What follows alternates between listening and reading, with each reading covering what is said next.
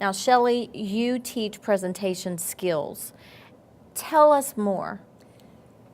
Well, I'm working with a group of corporate executives right now, and what we do is we videotape them in every single session as a collective. They're going one after another and not giving them feedback as we go, because what I want them to do is see the video and have their aha moment.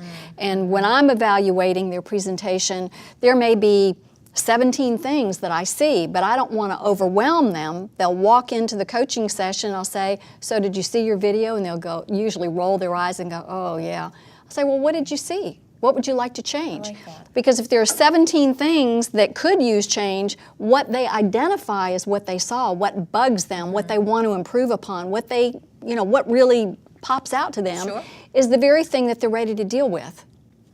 So whether it's filler words or it's not standing, a lot of people will just kind of wander onto the stage and have this casual presentation, and I say, you know what?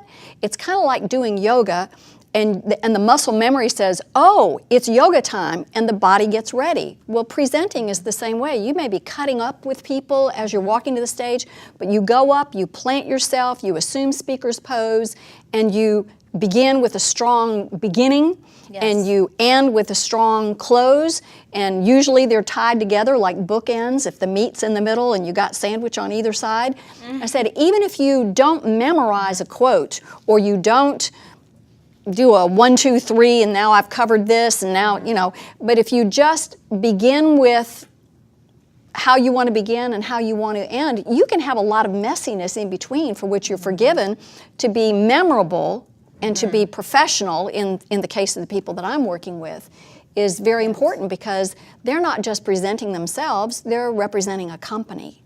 What is the pulpit stance that you just mentioned?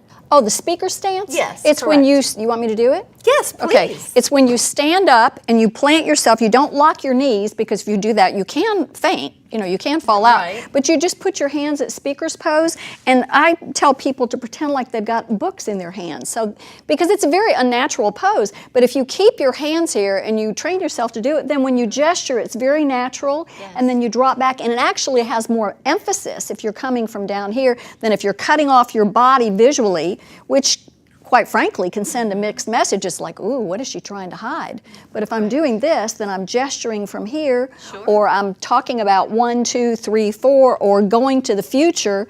It's just very natural. But it's a new habit. So I teach people that there are habits to break and habits to make.